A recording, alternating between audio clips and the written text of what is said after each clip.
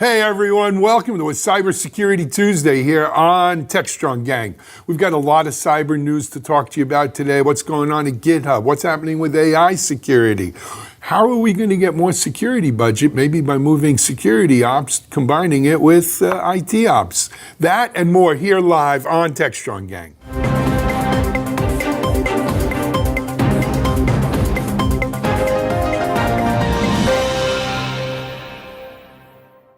Okay, welcome back here to Techstrong Gang. Thanks for joining us today. As usual, we have a great gang of folks who are going to weigh in on the topics of the day here at, as I said earlier, Cybersecurity Tuesday. Let me introduce you to who we have. First of all, as always, joining us from Colorado, Techstrong CTO and Principal Techstrong Research Analyst, Mitch Ashley. Mitch, welcome. Good day. Security Tuesday is always a good day. Yep. And joining Mitch is our editor for Techstrong AI, as well as Digital CXO and all-around coverage, Amanda Razzini. Amanda, welcome. Hello. And then we have a very special guest gang member today. It's the first time he's been on the gang, but it won't be the last, we hope. Coming to you live from his twains. He'll tell you about that. Chris Blask. Hey, Chris, welcome. Thanks for having me. Good to see you guys. Nice to have you. And then last but not least, because I'm kicking it over to him, our Chief Content Officer here at Techstrong. Hey, everybody. Mike Vizard. Mike, what do we got for today? All right, well, let's just jump in. And since, it's Chris's first time, we're just going to kick it right to him from the get-go. There's just a massive amount of noise on the cybersecurity front related to this GitHub issue where I guess the bad guys are cloning and forking different repositories, injecting malware, typo squatting, and doing all the things that bad guys do. But is this spinning out of control, Chris? What's your thought? Well, in short, no, right? As Alan knows, I have this sort of inevitability curve is a term I have for view of things, and things happen at a certain time for reasons. Right. And the article that Richie Jennings wrote on Security Boulevard about this on February 29th, and the fascinating the timing of this, the CISA, the DHS, I don't know if I need to spell out all the acronyms. Most of our viewers know who CISA is, had on the same day on February 29th, an S-bomb-a-rama. And Aranish and Hatra and I have been co-chairing one of the working groups. So we're all presenting out and having conversations on that same day about these issues. So when you peer into the details of this, we have now some provenance and inventory information with software bill of materials that over the last 5 years has been enacted, developed, companies are using and moving around. And the space that Aranish and I and our working group have been focusing on is S-bomb sharing. And this forks all the way down, right? Turtles all the way down. We're at the stage now where we can say one-to-one, here's what's in my software. And we're doing that pretty good. Big companies are doing it. Governments are doing it. But in something like GitHub, where, to this point, there's lots of little pieces. How do we tie them all together? And we're at the same time on February 29th, last week, at the point of having serious conversations with serious components of how we actually do that. So I think this is just yet another example of the adversaries, attackers from a security perspective, taking advantage of something just slightly before the defenders have geared up the components to fix it. So and they're forcing us to do it because we have to. 10 years ago, we didn't have to do this, but 10 years from now, we're going to be doing this. So you're not saying that this is your fault because you had a meeting and now all this stuff is happening because of you guys. Mere coincidence. Mere coincidence. I'm like Forrest Gump. I'm in the back of a lot of weird pictures over the industry, but it's just time. It's time for these issues. In the ICS world, in the OT world, right? In critical infrastructure, we all think about the Stuxnet attack and its hands and everything else. And the same sort of question from the press journalist at the time. It's like, this is just time. Is someone going to be using cyber means to attack critical infrastructures at some point? You have a geopolitical event, have some actors play that out. Someone's going to be using these vulnerabilities that have been latent, but too hard to use to date. But if you can start using them, you get an advantage. And it's always around the same time, the defenders and the people building the systems have been chewing on these things and start coming up with solutions. So it's just a forcing function to make us implement the real end-to-end supply chain and threat intelligence, visibility, all this intelligence sharing stuff over the next decade is going to weave together. What I thought was Chris, I'm sorry, go ahead, Mitch. No, I was just going to say it seems like there's two sides of this coin, or the story is the part you're talking about is how we secure the repositories, and we know, what are valid repositories for project. But there's also sort of the human element. It's kind of like fishing for code, right? It's like if you just get enough people to pick the wrong thing and you miss something, it's that 1% rule or one-time rule. But it seems like that whole, through the obscurity of so many things, this is up, now it's gone, and which one do I pick? It really brings into question, how would you know? Well, it's easy to predict things. We all do that. Say, hey, I thought of that first, but it's all about timing. That's when it really matters. Are we in the window that matters? In the next 12, 36 months, or the next, 3, 5, 7 years, I'm going to have to deal with something. And if not, don't start. And if so, then look around and see if it's happening everywhere. And one of the supply chain use cases I love the best was working with the Scottish National Manufacturing Institute. Had a use case where you basically have an airframe manufacturer, Boeing, is working with them, public information, Boeing and Rolls-Royce. And you say that I'm a flight engineer in some Air Force somewhere, and I want to know what software was running on the radial plasma forge that made this one blade. And I want to know right now. We know how you can do that. And it's the same sort of systems and literally the same things that we're building in the SBOM world right now. So it's not just because of security, to the points later in the episode. It's when, it's better, faster, cheaper, right? If you don't get on the internet and get a firewall in 99, your competitors will, and they'll lower their costs and put you out of business. That's what drives security adoption. So to me, though, specifically on this GitHub issue, here's something unique. The bad guys use the very model that's made GitHub successful to their advantage, which is the openness of GitHub. Anybody could open an account. Anybody could fork open source software. Anybody can put stuff up there.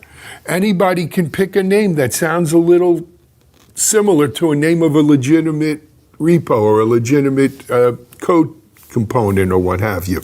It reminds, and if you speak to GitHub, obviously they don't want this to happen, but they don't want to close off that openness either. Mitchell, I'm reminded when you and I went to go meet with U.S. Geological Survey. Remember back in the day with Still Secure? These people have, earthquake sensors all over the bottom of the ocean to the top of Mount Himalaya, right? And everything in between. And we said, hey, you got to secure these things. They said, oh no, we can't secure. We're scientists. These things have to be open because the world needs to be able to monitor seismic activity. But someone's going to use it for a bad intent. So be it, but we need to keep these things open, right? The problem I think we're going to have here with GitHub is, can they put in some automated check to verify the identity of the people putting this up, which goes kind of against their kind of principles anyway, and to verify that in fact it's not malware. It's a hard, thorny issue. I would go another step. There are other places to put code repositories together. So maybe you don't put everything in GitHub because it's just too big a target. Maybe, and especially if it's critical IP to you, maybe you find somewhere else to put that. Mitch, I don't know what you think.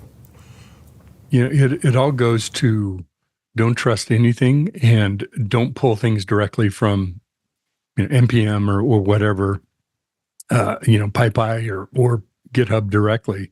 Is pull those down, validate that it's what you think it is, and then distribute it into your workflow, into your pipeline. So it goes right to that kind of zero trust approach where we just have to assume anything could have gotten compromised right now until there's a better way to know what's authentic and what's not. Just another reason why we can't have nice things. There you go. So Chris, to that point that Mitch is making about distrust and verify, why don't we distrust and verify more? Well, time to transparency ends up being key, right? The example I gave a second ago about the turbine blades, that information's around. We can find that out. If there was a crash investigation, we'd all watch on over periods of months and quarters and years as that information is found and displayed. But it just takes too long to get. And to this issue, Alan, you're exactly right. There's very old standing issues that we've been able to get around. And I think the what's going on in supply chain security, my main interest in it is we're enunciating existing relationships so that we can say, not that everybody needs to get this information, but everyone appropriate needs to get this information. And what does that mean? Well, look at how we live our daily lives. Intellectual property control, in threat intelligence and supply chain intelligence, same concerns come up. And you look at corporations, or governments, and how are you controlling your intellectual property today? Mostly hope, right? You got some contracts and policies, and you hope your employees kind of know what they mean and don't say the wrong things. So it's not that we need to get it perfect, but we're at the point now, and this GitHub thing is a perfect example where we need the appropriate time to transparency. So all these questions could be answered by somebody actually doing something and not in some forensic investigation, because the information's there. I just want to say one last thing before we close out on this, and that is, look, it's not to shoot arrows at GitHub. They didn't do anything particularly wrong. Yeah, we had a similar situation on a smaller scale on Docker Hub a couple of years ago, where people were putting up Docker, pre-configured Docker or pre-populated Docker containers, very similar names to legitimate containers, for like building block kind of code stuff. And people didn't know, and they don't look, and they don't see where the period is or the apostrophe, or it's a one letter off, especially if it's English as a second language, and boom, you download some malicious container into your infrastructure. So this is not just a GitHub thing. I think it goes to all repos. I think if it's shared, it's suspicious, right? There you go. Fair. Is that the bizarre doctrine? There you go. If it's shared, it's suspicious. Okay. Is it caveat emptor, right? Yeah. Hey, you know what? Maybe we're going to come back and we're going to switch gears into AI security, if that's all right. We'll be back here in just a second.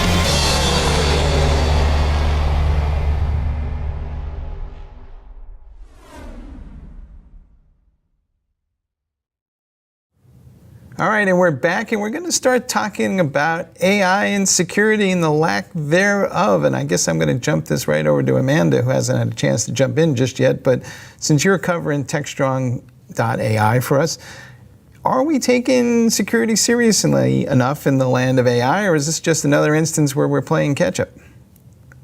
Well, I think as more and more AI is being utilized in large language models, there's just more that has to be addressed and more opportunity for threat actors to attack. So we have to be ever vigilant, which brings us to a recent story I posted about Hugging Face and some attacks that they've endured. There was some research done with JFrog that found there was 100 issues of malicious models in Hugging Face platform. So that's concerning because, in one way you think, well, they have over 300,000 large language models that they catalog. So 100, but 100 is when you think about the attacks that can come from executing malicious code just through those 100 attacks, it could be severe. So, Chris, timing, huh? Right. Yeah. So, I tend to look at the opportunities for, we're security folks. So we can look at a new tech like, what we call AI these days, and how can you use that to cause problems. But in in just the supply chain space that I've been spending all my time in, I look at this again, time to transparency, like I was saying earlier. If you can see the policies across a supply chain, for example, then you could make choices about what information you're sharing. And, to a point made earlier, is shared suspicious? Today, kind of, yes. Why are you doing it? Because I can't see. So I see AI as a huge part of this, again, 3, 5, 7 years out, when we get a little more maturity in understanding your policy position. So, whether it's the previous topic, with supply chain attacks and be able to see down in that, without that, it just takes too much time. So we don't implement it in our processes. We can't use it for security purposes. Will security get hacked and steal our kidneys? Yeah, probably that too. That's scary. It seems to what you were saying before too, about we haven't had to deal with it until now, right? I mean, this is sort of the moth to the flame story. AI, generative AI, poof, everybody needs to be doing it. Let's rush and go and figure out how we can leverage this and exploit it. Oh, good. Well, while they're doing that, all those things we haven't done yet, there's been some things, but maybe not all the things that we need to do. It's an opportunity right now, given how much prevalence people are adopting it and using it. I think there's 3 things to this, and we're only focused on the one. The first one is the one we know and have always dealt with, which is we have software components that have malware injected into them, and then they wind up being used to build the AI model, and it's not much different than what we see with other software artifacts. The 2 aspects we're not thinking through enough is, A, the bad guys want to poison the data model itself by putting bad data into it so that it comes up with a hallucination. And then the third is, the model itself is probably among the most important intellectual property any company has, and the bad guys want to steal the entire model. So we haven't sat down to figure out how we're going to secure the model itself. So I don't know, Chris, how much of that is the cybersecurity responsibility? How much of that is the responsibility of the ML ops people who are building the models? And are we just having the same DevSecOps conversation we had with ML SecOps? Is that what we're calling that? Well, yeah, a couple slices on that, working backwards. Yes, it's the same argument we've always been having. And, and we're the responsible parties because nobody else is actually tasked with, worrying about cybersecurity. And, if your job is to run the network, then you'll get fired if you don't run the network. And if you spend too much, so we're in the hot seat on this one. And but I see multiple things coming together. Again, we're not just trying to convince people to get a firewall and close the door and so forth. We're 3, 4 iteration into this whole cybersecurity thing, right? We have CISOs that are actually CISOs these days. I was a little skeptical they ever would be, right? They were a fusible link for a decade or two there, right? It's just somebody the board could, throw under a bus. But we're getting to the points. And again, I think, each of these things has risk. There's no guaranteed positive outcome of all this. But I can't see us now, even with, I think AI, what we're calling AI right now, is still very, very immature. But the things you can do with it that just took too much bloody time before give us so much opportunity to clean up so many messes, attestations, right? So much of what we're talking about right now is because we don't really have any real reason to believe anything we see, and we mostly trust it because we kind of know where it's coming from. And maybe we, in some cases can put, cryptographic key exchange to really, have a pretty decent idea that it really is you saying it. But we're getting to the state where we have to be able to say very, very clearly, and we have the tools to do this. We just haven't had the time. So all this AI stuff, if it doesn't go Skynet on us, allows us to actually, as Pollyanna as this sounds, do a lot of the stuff we've all been complaining about for 30, and in some cases 40 and 50 years. Yep. Actually, Alan, it seems like it's the Who, new boss, same as the old boss. We're talking about repositories and Little Pete Townsend. a little windmill going on. Hey, well, Amanda, let me ask you something here. Do the people who build these AI models, the data scientists and the folks that you kind of engage with, do they think about cybersecurity? Can they spell cybersecurity? Because it seems like they're even worse off than developers used to be in terms of how much attention they're paying to this. Yeah, I think there's so much going on that they really need to slow down and try to collaborate a little bit more. There's a lot of work needed in breaking down the silos and communicating across departments with a lot more focus on cyber issues. I think if we wait for them to slow down, we're going to be waiting a long time because they're not slowing down. We got to keep up. And that fundamentally is, I think, one of the lessons I've learned in 25 years plus of security, which is they ain't slowing down. You got to get on that moving train, right? And that's our job, is to keep that train moving, but we got to hop on. I will tell you, though, I'm reminded of an interview I did maybe 15, 17 years ago at the time. I had the CEO of MongoDB and the CEO of Couchbase DB, right? These are NoSQL databases. And I asked them a very similar question. When you said that, it triggered my thought. I said, does NoSQL stand for no security? Because it doesn't seem like you guys have any security built into this stuff. And they both agreed, and they said, Alan, when our customers demand security, we'll give them security. Right now, they're not demanding security. They want to be able to just take in data in an unstructured, NoSQL manner. When AI consumers demand security, the AI providers will build in security. As Chris said at the beginning of the show, it's full circle. It's all about timing. It's all about, you can't make wine before it's time. When people demand security in AI, we'll have security in AI, not a moment before. Mitch, what happens though when we've seen this with DevSecOps, right? Theoretically, we're shifting left, we're shifting right, we're all gonna have a kumbaya moment here and fix all this stuff. It seems like what really happens is because nobody's in charge, nothing happens, right? Well, it's not an issue till it's an issue, right? and then people will do something about it. Right now, we need to do it because we need to, not because we have to. So that's sort of that burning platform change management paradigm, right? Until your platform's on fire, you've got to jump. There's certainly a bit of that, and that ties to what Alan's saying about, when the customer or when the market, when money is on the line, that's when it makes a difference. I think the one thing I would say that kind of hope for optimism is hopefully we can take all of our DevSecOps learning of security working with software folks and figuring out the motion of how we break down silos and get more effective software security, working on software supply chain, et cetera. We need to take those same lessons and apply it to AI. It's a different technology, but it's the same problem. So there's many things I think that are applicable to that. So let's be smart and leverage what we've already learned. Chris, are you sharing that hope, that optimism here? Where are you? I am notoriously optimistic, and so far I've been right.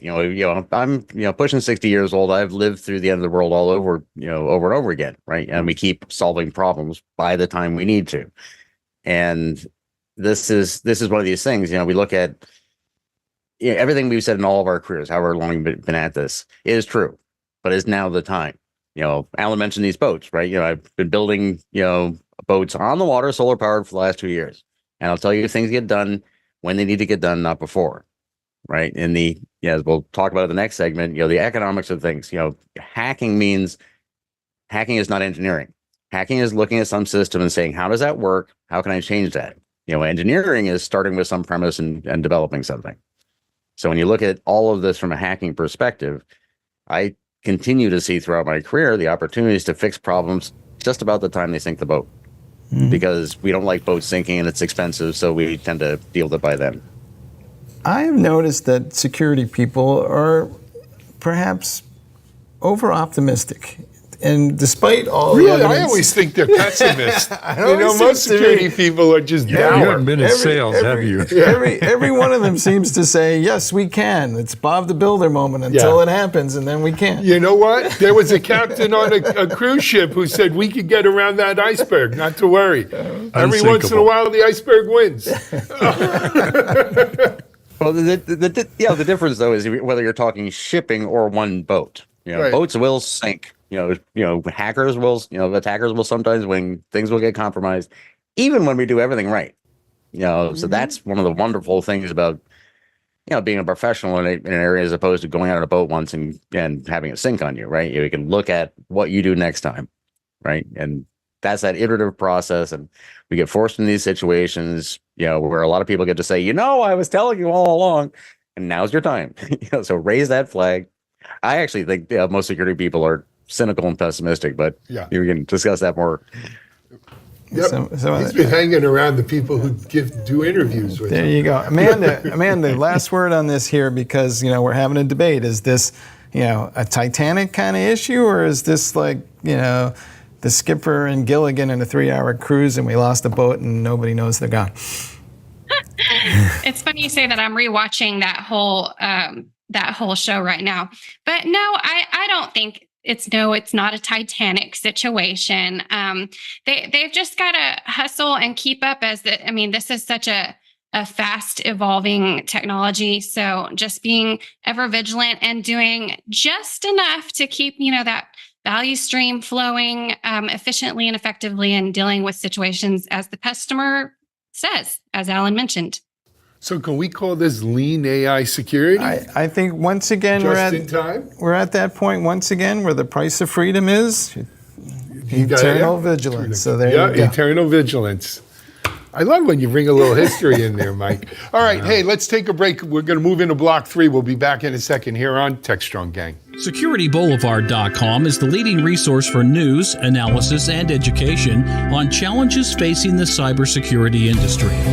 SecurityBoulevard.com covers all aspects of cybersecurity, including data security, DevSecOps, cloud security, application security, network security, security threats, and more. SecurityBoulevard.com has the largest selection of security content, featuring breaking news, blog posts, podcasts, and more. Visit www.securityboulevard.com to learn more. SecurityBoulevard.com, home of Security Bloggers Network. All right, welcome back. Continuing our cybersecurity conversation, we're going to talk about economics and the cost thereof because, well, everybody's getting beat up about the cost of cybersecurity these days. We had a post on Security Boulevard talking about where the initial ransom demand has now exceeded $600,000. Barracuda Networks had a report out talking about the cost of cybersecurity is, surprise, surprise, keeps going up, and we don't know how to get our arms and how to control that. You've been having this conversation for years. What's your take? So my take is something we were talking about in the previous block. Most every cybersecurity person I ever know is always, woe is me, how come I can't get more budget, right? Because there's never enough budget for the next shiny trinket to stop the ransomware, pay the ransomware, get the new doodad, train the people on the old doodad or what have you.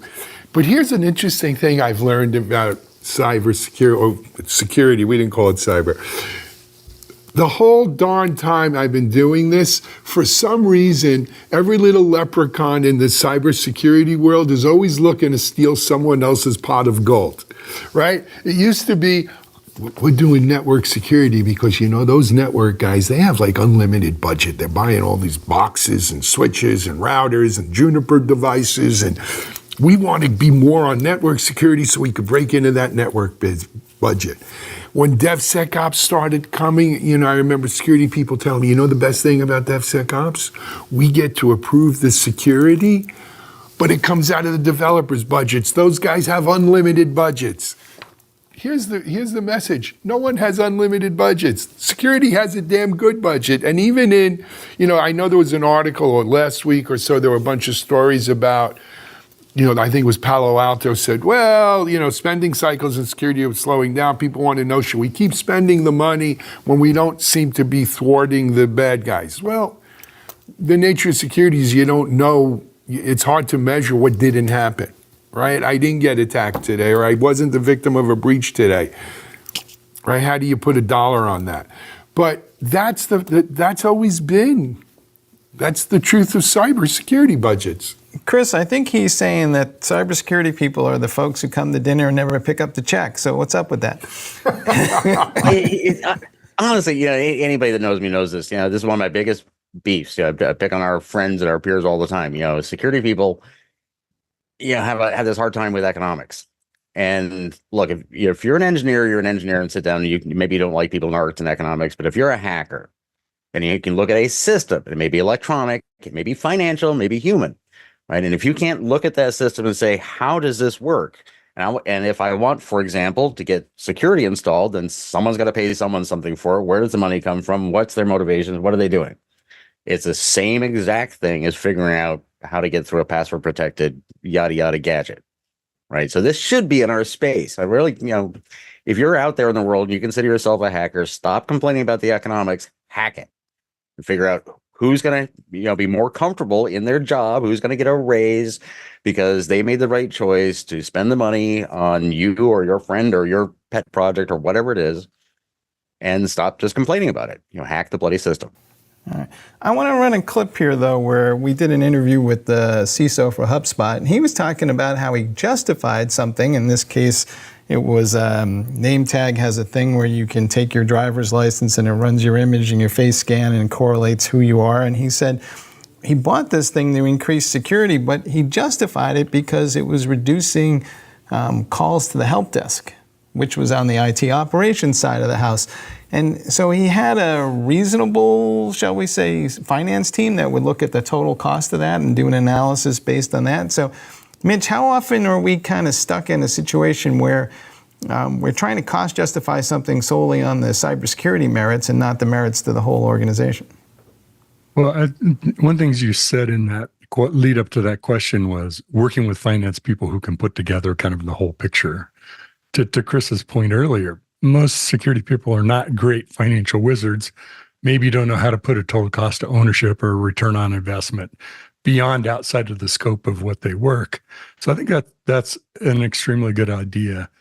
One of the dirty little secret about corporate budgets in big company is nobody has enough budget. It's not just security people. I've never been to a meeting where somebody said, we have way too much money in our budget. Would you guys take some of this and do something better with it than we can?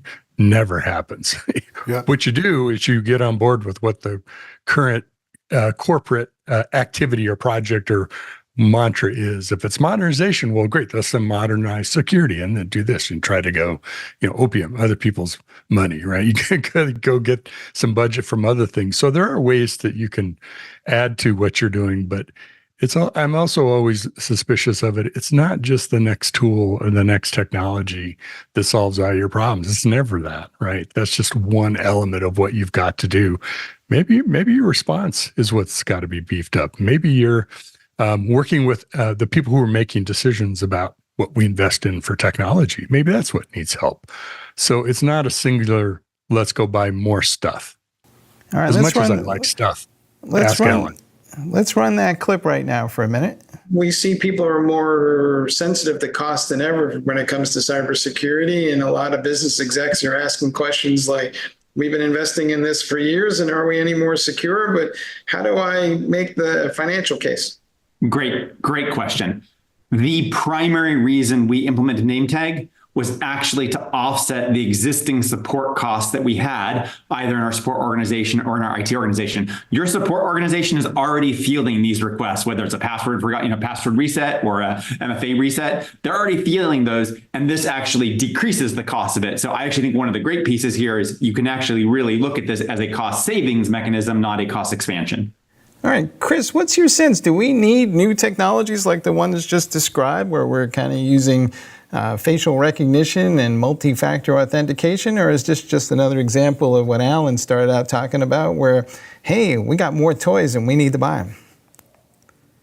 Yeah, and the short answer, I hate to be Pat, is maybe, right? Mm-hmm. It depends. Who are you? What's your risks? What are your goals and everything else, right? But again, to the topic of this thread, those answers fall inside, look, maybe you can be successful selling something like that and have a business because there's enough people to buy it.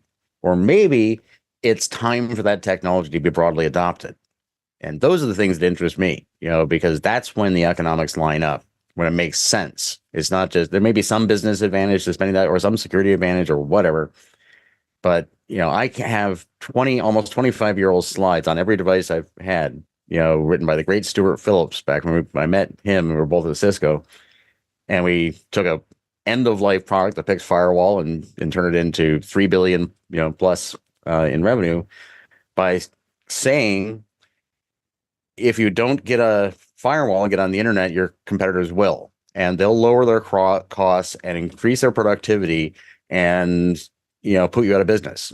So you need to buy our firewall because, in our case, we were Cisco and it's a good, decent firewall, and completely stopped at that point what the company had been doing, which is our security features are so much better than somebody else's security features. Now, we took security really seriously. I'm proud of that team, proud to be part of it. We did great work, but we understood why people bought firewalls, and it was firewall buying time at that point.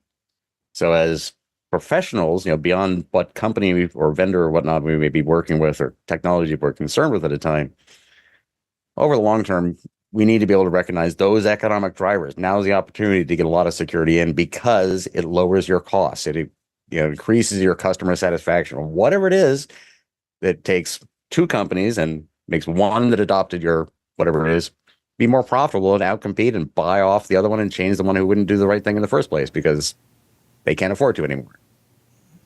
So you alluded to this, and I'd like to get Mitch's opinion, but how much of this is a problem too because we don't have enough cybersecurity people, that I don't have anybody to run these tools. So even if I knew what they did and how cool they are, I might not have the personnel to go actually implement these things. And maybe that's why everybody just keeps spending money on firewalls, because that's what they know how to run. Mitch, what do you think?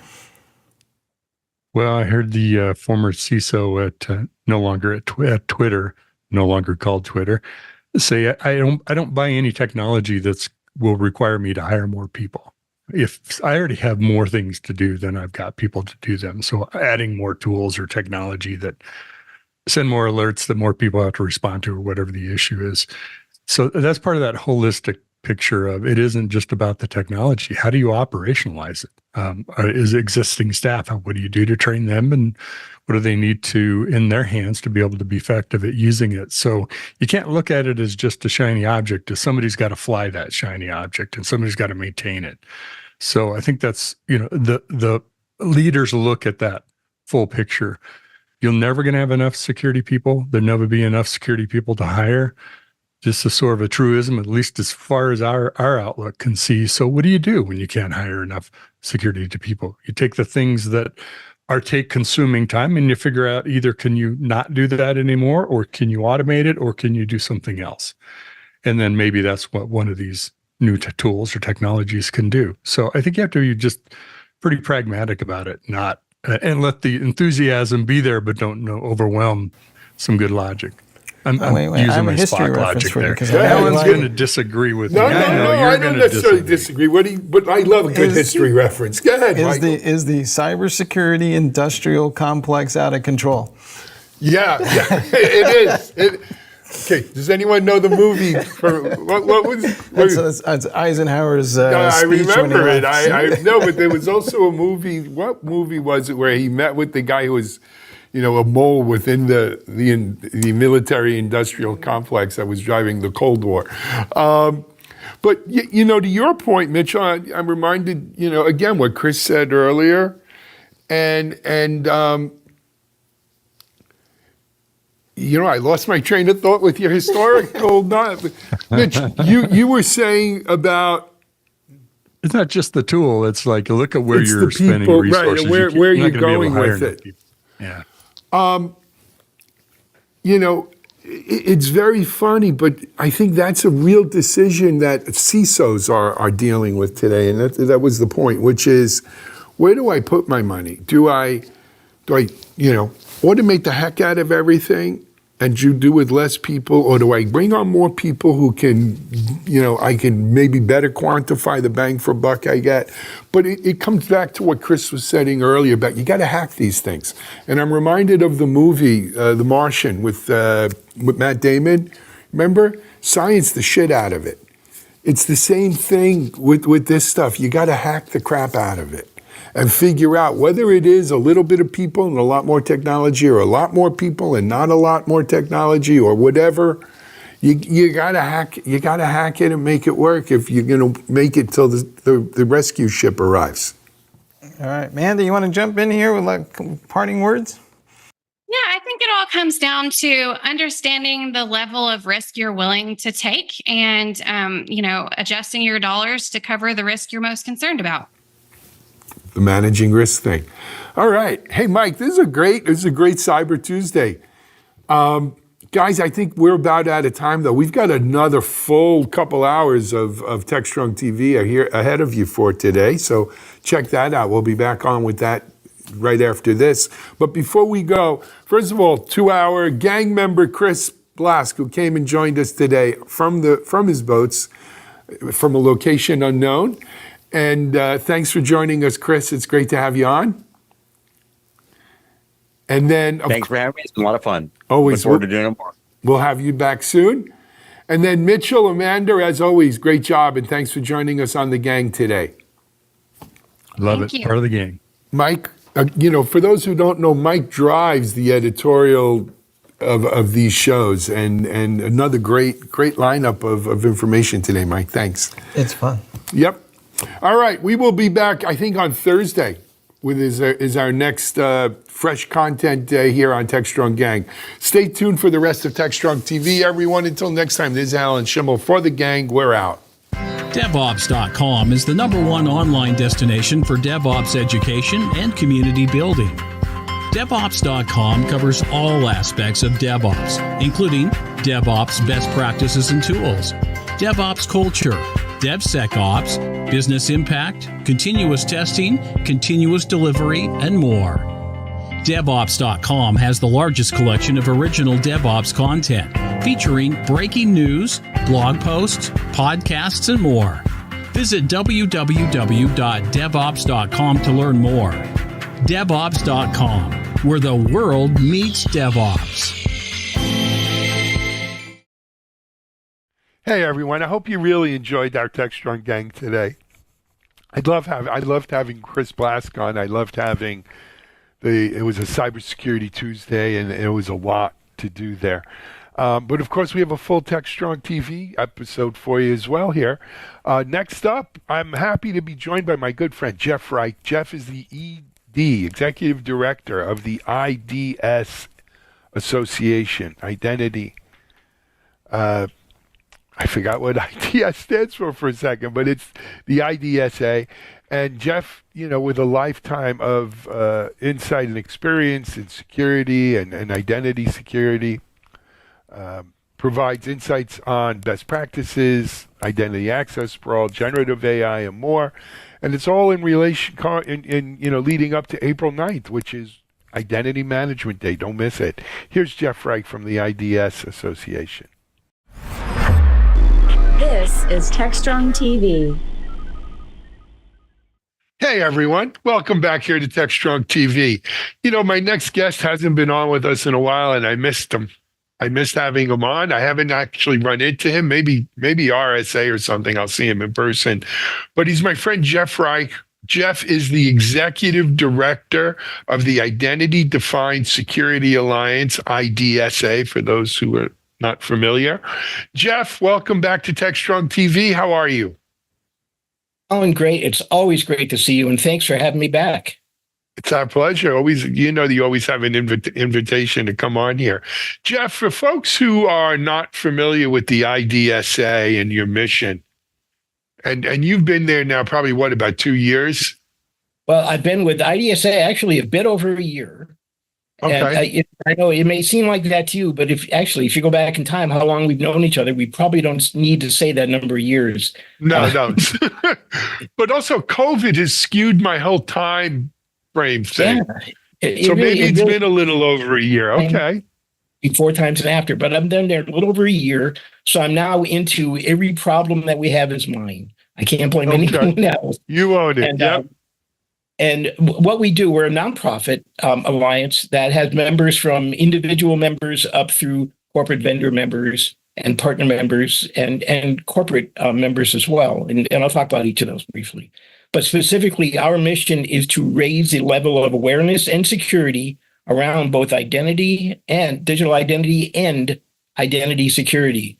And some people might have thought 2 years ago, big deal, what's that? I got a password. What are you worried about? I dare anyone to say, yeah, my My IDs are completely secure. I don't have any worries. There's been no data breaches. Nothing like that affected me. No one can say that anymore.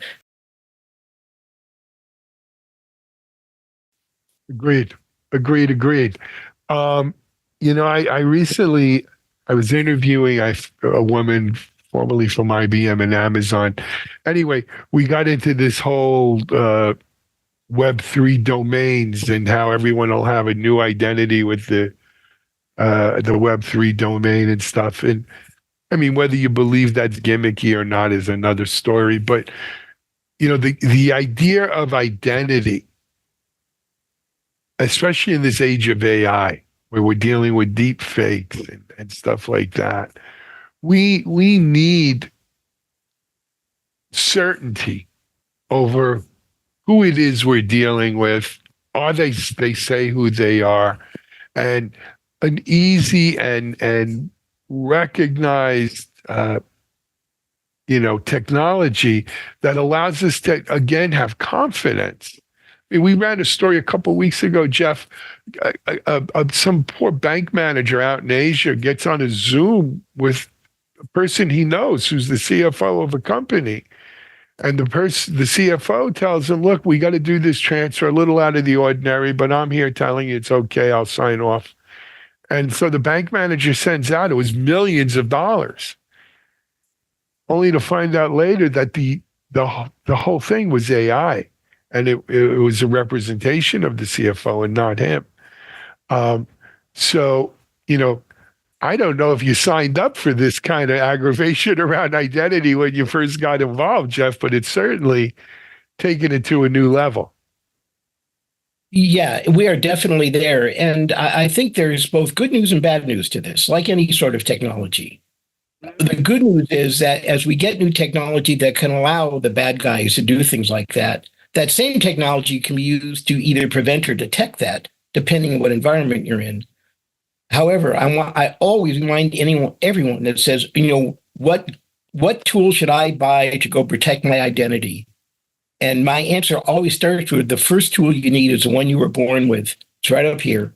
Let's start with that. There are going to be other tools to work with. And I'm not saying anyone that bank manager was dumb or didn't use her brain. I get how this works. The bad guys are good at what they do, and we have bad days. We have bad moments. It all works that way.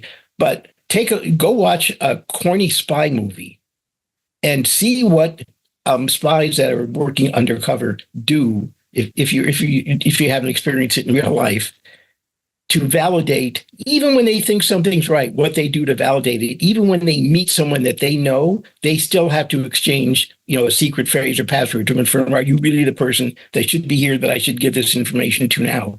Consider those same sort of techniques that if the CFO says, I'm going to authorize a $50 million transfer, okay, the protocol for that says we're going to be doing something else. I will see you there. That could be a simple solution to a very complex problem, although we still need all the other tools, don't get me wrong. Absolutely. So, Jeff, the mission at IDSA is, of course, promoting best practices for identity security, working with both your corporate and individual members, make sure, that the word gets out, and then there's continuing work on this. You guys have a conference coming up. We do. I know it kind of brings it all together for IDSA. Why don't you talk to us about that a little? Sure. It's our 4th annual Identity Management Day, and it's really taking on a different look this year. The first few were great. Julie Smith was our founding executive director. She retired last year, which is, timing with me coming in. Did a great job. Last year's event, this is an online event. Last year's event was run in the Americas time zone. I'm saying that for a reason, and had almost 1,200 attendees. We had 15 different sessions, a number of sponsors with sponsor booth. You can go up to the booth and either talk to someone or download a document or watch a video. And contained around all that last year, we did a gamification that said if you attended the keynote and you go to X number of sessions and you go to sponsor booths, you get points just like the cards you get at an in-person conference that you hand in the end to say, I want to be in the raffle for drawings and for prizes. That still happened last year, even though it's all online. We're doing that again this year. And the really big difference on that is it's Identity Management Day around the world. We are starting Identity Management Day on the 9th in Melbourne, Australia, which will be the evening of the 8th in the US. There's going to be sessions online available there, and then that will move into the EMEA region, Europe, Middle East, and Africa, coming out of Paris. And we will have sessions there, which will be followed immediately by the Americas region launching. And we're going to have about 8 hours of sessions there, wrapping it up at the end of the day in the Americas. So it's going to be a long day. I'm really looking forward to staying awake for 23 hours straight, and we'll see how I look at the end of that. Kind of like the Jerry Lewis telethon. Jeff, so this is great. I was involved in something similar. My friend Mark Miller and Derek Weeks years ago started the all-day DevOps event, which was, again, followed this on 24 hours. I think it wound up with almost like 100 speakers or something, and they had 35,000 plus people register. I mean, it was an outrageous thing. We're actually doing something similar in the end of May with AI like that. An AI day that I think it's only going to be 12 hours. And then we're going to replay the 12 hours to the second 12, figuring that people who saw the first 12 probably, right, well, the people who didn't see the second 12, the first 12, the second 12 will be in their awake zone. But look, having been involved in doing it is a massive undertaking putting on, from a logistics point of view, the timing of all of this and getting it all together. What can people expect to obviously they'll be learning about identity and identity management, but any kind of specifics on some of the tracks and stuff that we can tell people? So let me talk about a few things. I'm going to focus mainly on the Americas because you're going to see similar sessions in the other two regions, but they're going to be geared a little more towards that. As an example, in the EMEA region, in the middle of the day, there's going to be a little more focus on identity interoperability between governments and maybe a digital wallet, because that's something that's really beginning to get some traction in the EU. You're not really seeing much of that in the US, a little less of it in Asia. So there's going to be some customization to a degree of, if this is something that's really beginning to happen in a given region, that's where we're trying to find the speaker. Overall, though, we co-host this with the National Cybersecurity Alliance. They've been our partners with this every year. This year, it's co-chaired by Savient. I'm going to go through a few lists of the organizations and people we have involved. The organizations that are doing around the world, in Melbourne, Australia, it's Identity XP. And in Paris, all of the organizations based in Brussels, it's the Secure Identity Alliance, we signed a memorandum of understanding with them last year to focus on this interoperability. If you can see, it's all beginning to tie together. Some of our sponsors, it's not all of them, so the ones I miss are going to be upset, and I'll apologize to you later. It's SailPoint, CyberArk, Savient, StrongDM, Oasis, Alert Enterprise, and we have some others as well. Our keynote speaker in the Americas, this is kicking off the Americas region, is Caleb Sema. Sure, I know Caleb. Industry for a while, you know who Caleb is. He is currently the chair of the Cloud Security Alliance AI Security Alliance. Yep. This ties in with what you talked about before. He's going to talk about how AI fits into identity and identity security and how it undermines it at the same time. Some of our other organizations, we're going to have OpenID Foundation, ID Pro, Decentralized Identity Foundation. So a really good mix along with sponsor booths and gamification. It's going to be a fun day. Absolutely. How do people sign up or register? I'm assuming you got to register for it. How do you do that? Yes, registration is easy if you can spell. It's identitymanagementday.org. And that's all you need to do. Just go there.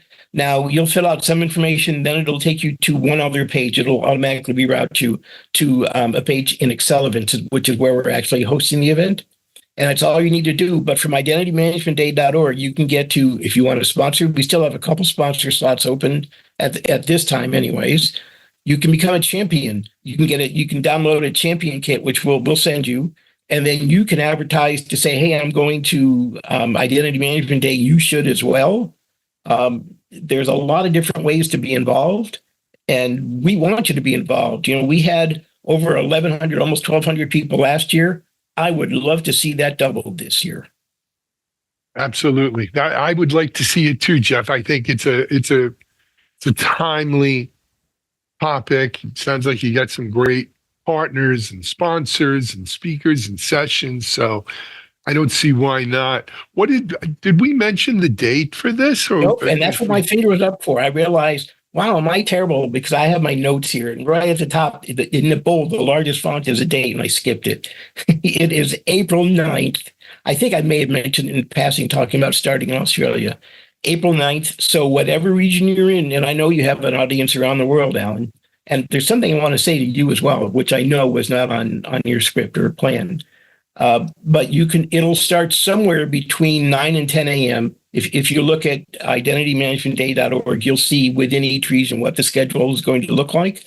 But you can go to all of them if you want, or you can go to In and Out, you register, it's free, and you can go to as many sessions as you like. I do encourage you in the Americas, if you're there, go ahead and do the gamification as well, maybe win one of our prizes. And I want to say something to Alan, and this is completely off topic, but I'm going to say it anyway. I want to let you know how much I and others appreciate you and what you do.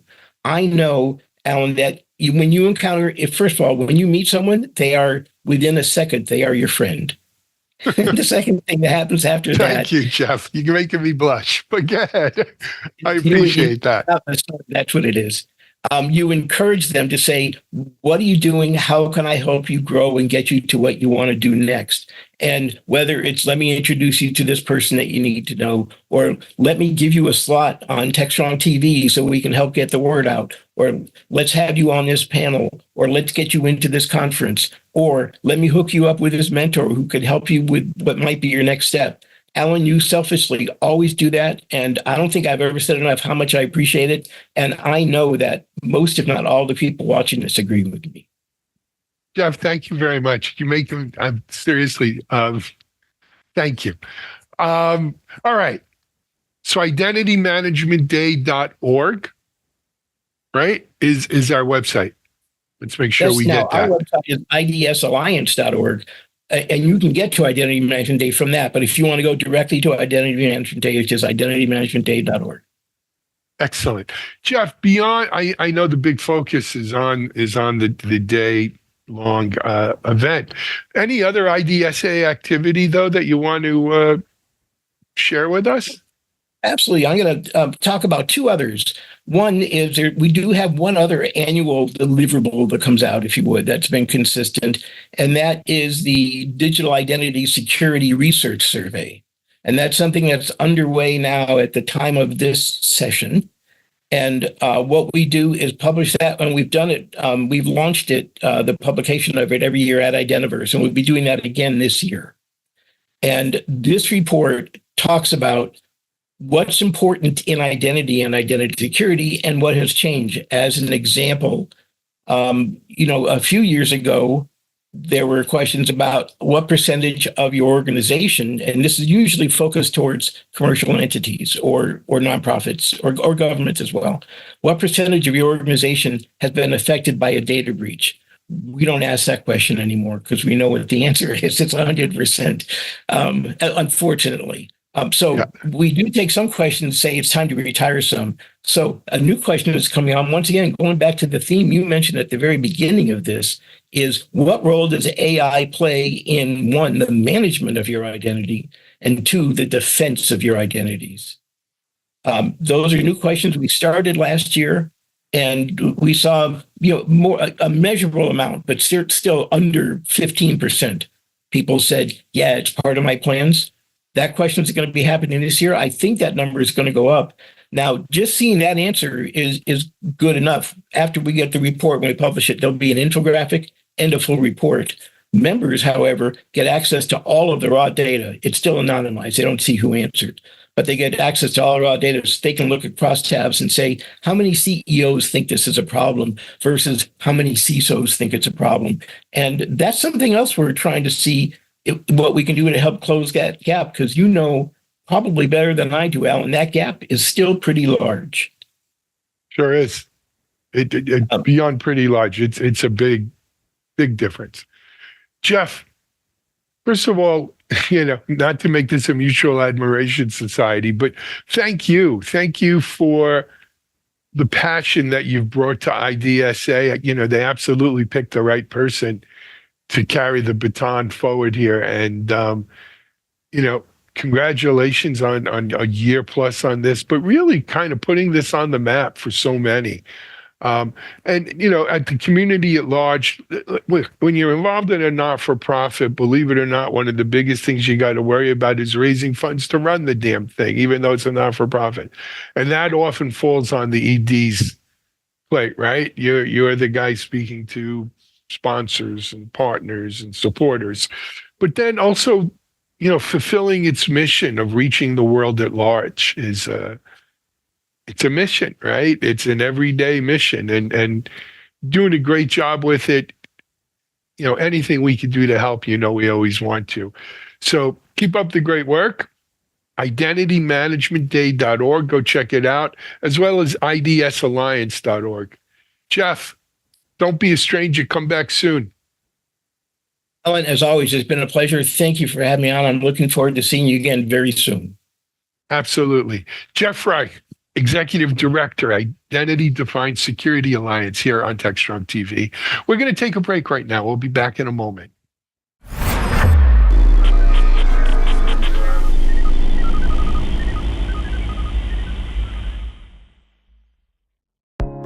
I'm Bonnie Schneider, Sustainability Contributor to the Techstrong Group. I'm excited to introduce you to a groundbreaking new initiative from Techstrong Research, the Sustainability Pulse Meter. The Pulse Meter offers valuable insights into how environmental responsibility factors into tech purchasing decisions for key players in the industry. Position your company as a leader in the industry and differentiate from your competitors with the Sustainability Pulse Meter, offered exclusively from Techstrong Research.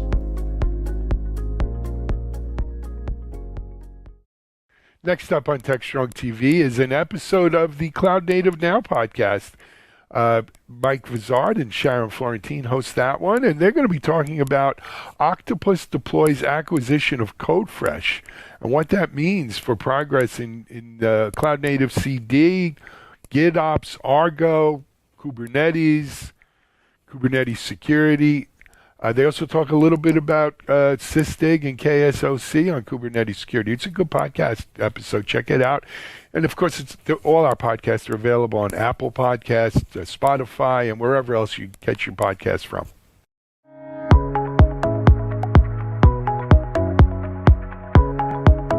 All right, folks, welcome back to the Cloud Native Now podcast. I am Sharon Florentine. I am here again with Mike Vizard. And this week we have a great show for you. We're going to span all kinds of different cloud native topics. But the first thing we want to kick off with is an announcement that Octopus Deploy made, that they have acquired CodeFresh. And their intention in doing so, they say, is to modernize DevOps in Kubernetes environments. And I'm wondering a couple things. What does that look like? What does it mean to modernize DevOps? This is the operative conversation of the day. In fact, we were just discussing that very thing on the Techstrong gang. Let's just dive into that for a minute, because if you listen to the announcement per se, and it makes sense in this regard, they are saying that our pipelines are a little bit out of control. CodeFresh provides a way to organize them and reduce the number of pipelines that you need, which is probably a good thing as software development gets more complex. But they're also saying that with the rise of cloud native, we are seeing more DevOps teams embrace continuous development or delivery, whichever phrase you prefer. And the issue has always been that with legacy CI/CD platforms, everybody did CI and hardly anybody did CD because it was just too hard. The platforms are all snowflakes on the monolithic side. In the cloud native era, with the rise of Kubernetes, you get a consistent set of APIs that makes it easier to do continuous delivery. And so Octopus Deploy is betting that more organizations will embrace CD, and as such, they will look for a CI front end that is more closely aligned, or at least loosely coupled to the CD platform in a way that gives people the flexibility they require. And it's an interesting argument. On the converse side, a lot of the providers of existing CI/CD platforms would argue that, well, organizations are continuing to build monolithic applications, so they need to be able to build and deploy monoliths alongside microservices-based applications. So they're not going to throw out what they currently have in place. And many of them are already using those platforms to build cloud-native applications that get deployed on Kubernetes clusters. So there may not be as compelling a need to rip and replace.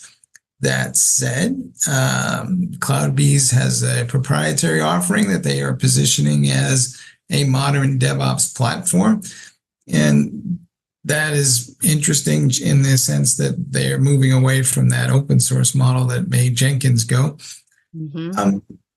We also have Harness, which has embraced open source. And then there's this Argo CD platform that Intuit built that is being advanced under the CNCF that is gaining traction in cloud native environments. And one of the reasons that Octopus Deploy bought CodeFresh is they have a lot of expertise working with Argo.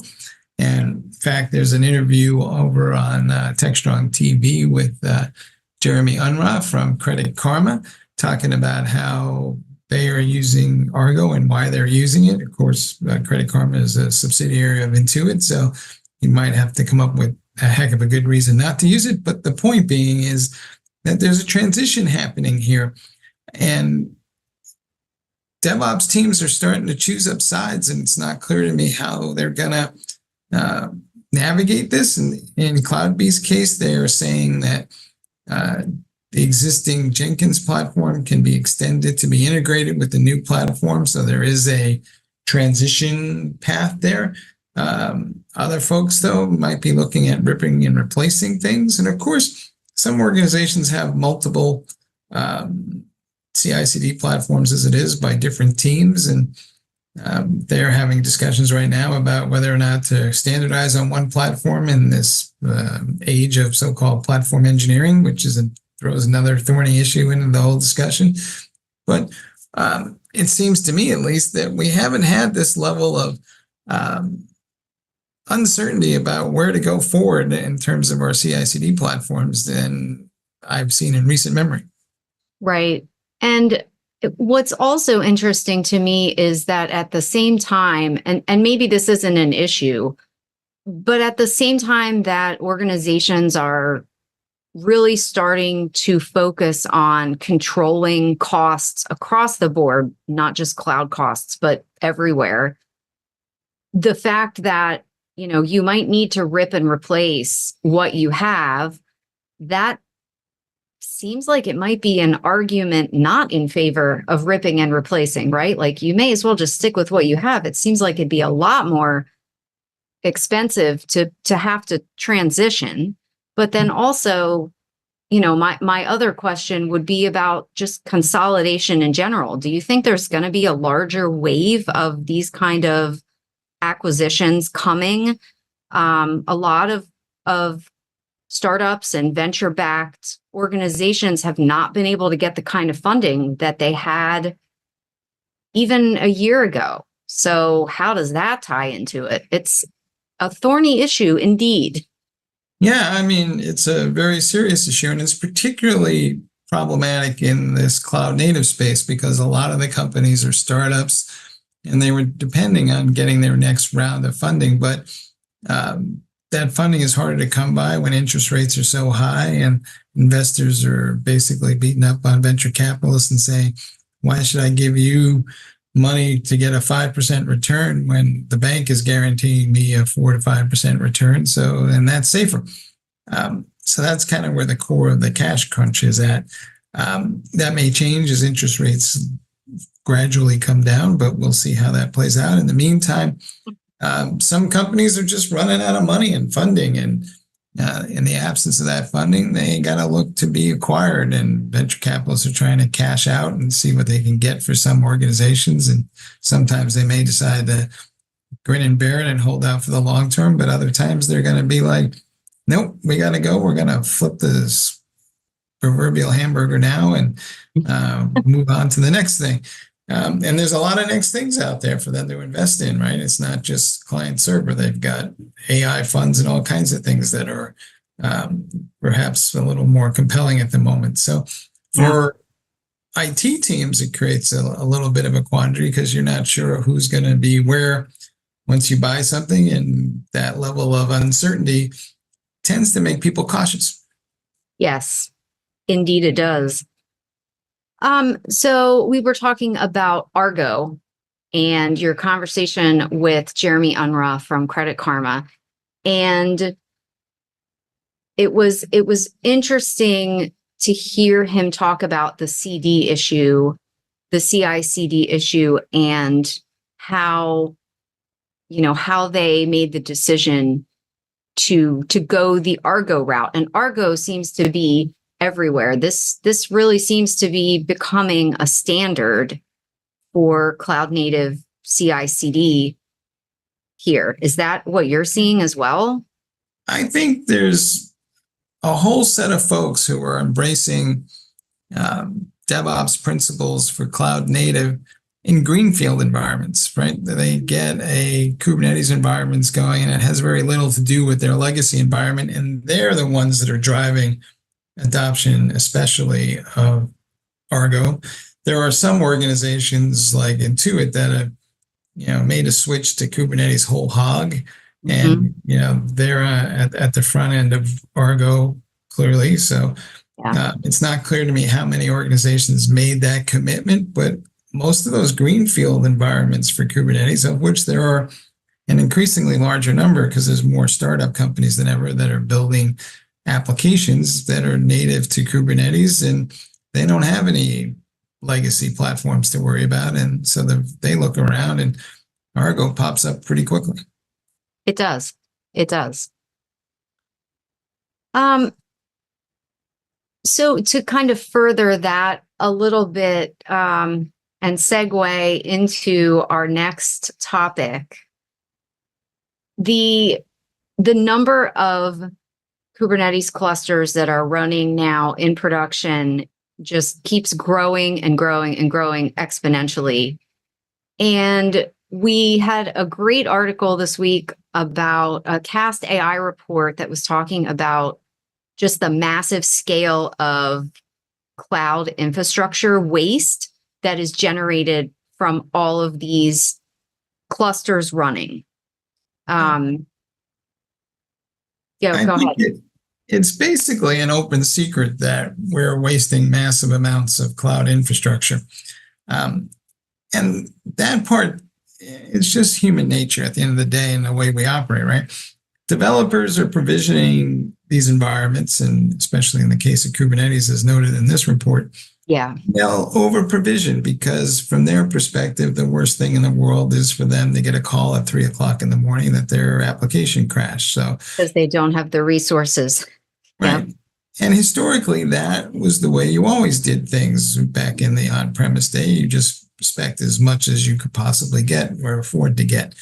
Theoretically, Kubernetes is supposed to make it easier to scale up and scale down, but not a lot of people invoke those capabilities just yet. And the other side of this question, too, is there's so many clusters now, and they're so complex that the average person who's running IT isn't able to keep up with that anyway. So even if they are aware of the issue, their ability to do something about it is limited.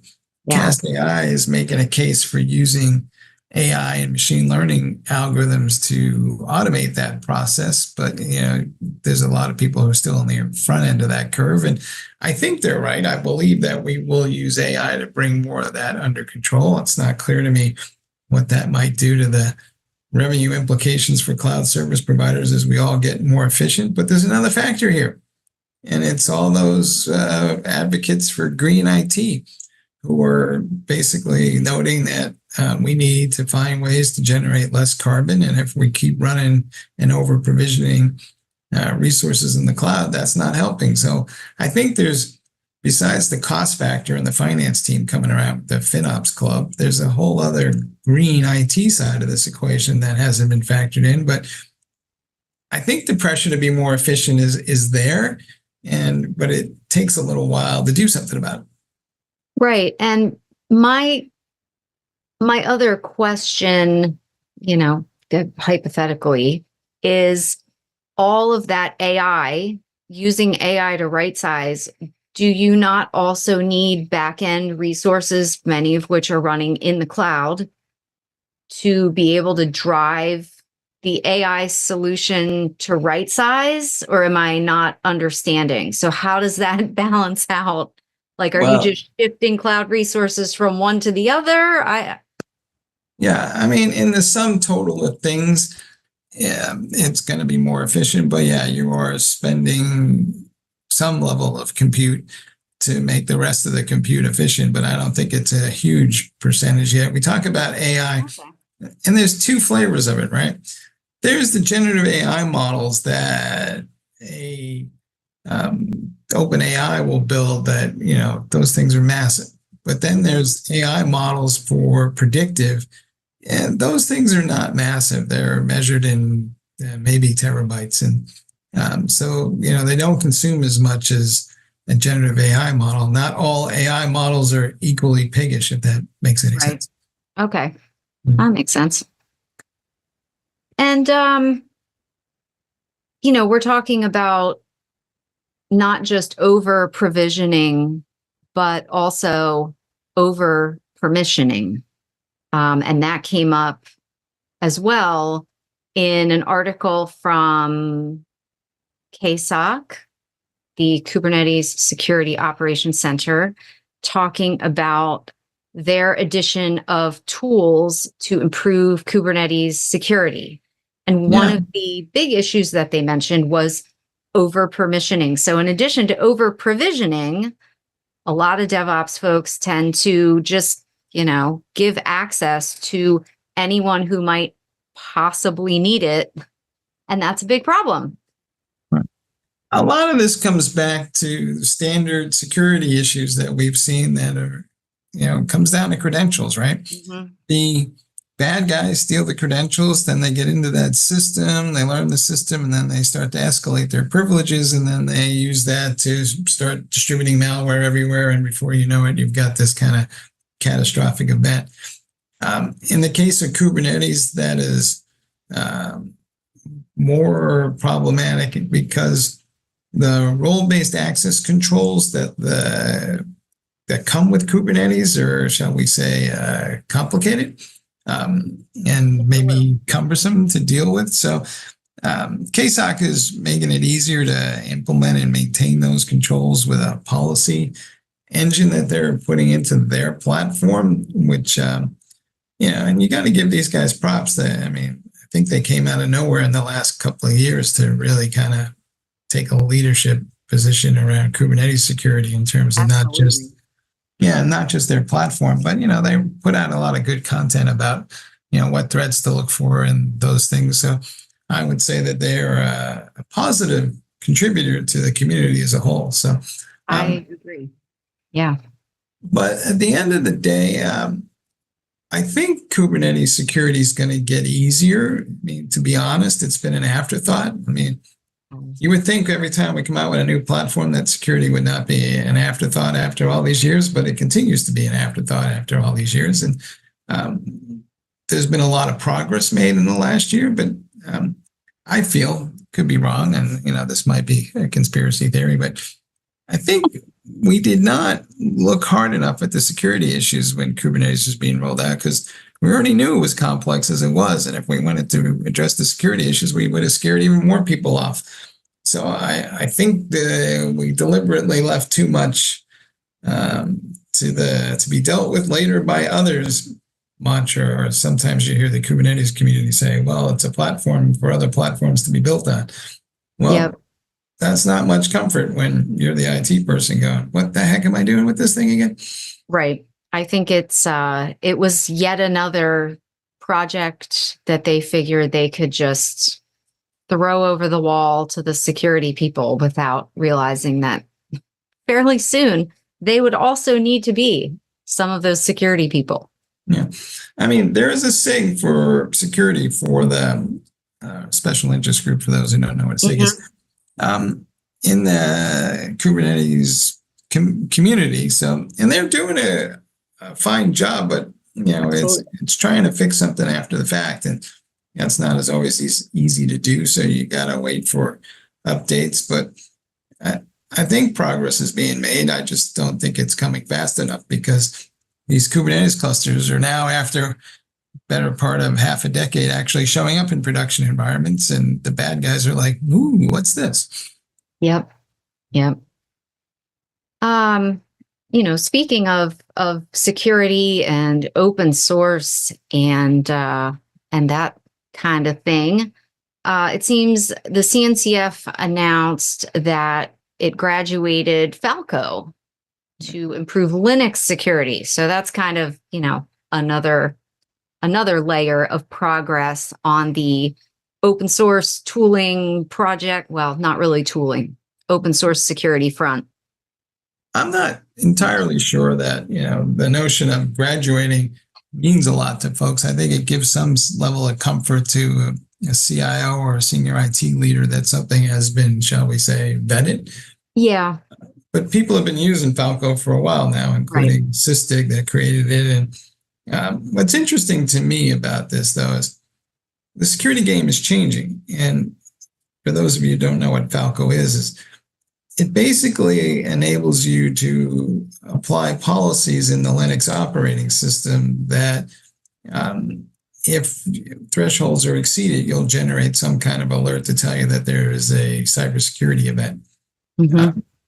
And what's important about that is it happens in real time. And the reason it happens in real time is partially because Falco was one of the first platforms to make use of this extended Berkeley packet filtering technology inside the Linux subsystem that enables security software or storage or networking software or observability software to run in a safe, isolated fashion that allows it to drive performance at a higher level of scale than could ever be achieved when that same software is running in user space.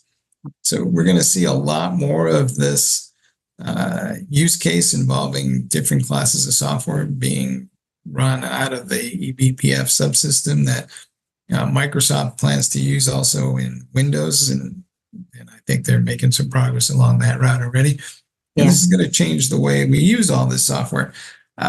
It's just that, Falco was one of the first to kind of take advantage of that. And I think they've been at this now for several years, so it took a while to graduate. And, I guess congratulations are in order. Yeah. I'm hoping we'll see more usage of this because, the hang up is it's only the last 3 or 4 revs of Linux that have had support for eBPF. So, it's a work in progress, as they say. Yeah. But progress, however slow, is still progress, I think. There you go. I think the part of the issue, though, is, and you know this well, I mean, how many people are cybersecurity experts that know Kubernetes? I mean, kind of looking for the really narrowing the funnel there. and do you think that, that lack of expertise tends to hold back adoption of Kubernetes? Same thing we see with developers. I don't have enough developers who know how to write apps for Kubernetes. And so, as great as this platform is, it seems like, there are these things that were either overlooked or just natural hangups that are, that slow down the pace of adoption. Right. No, I agree.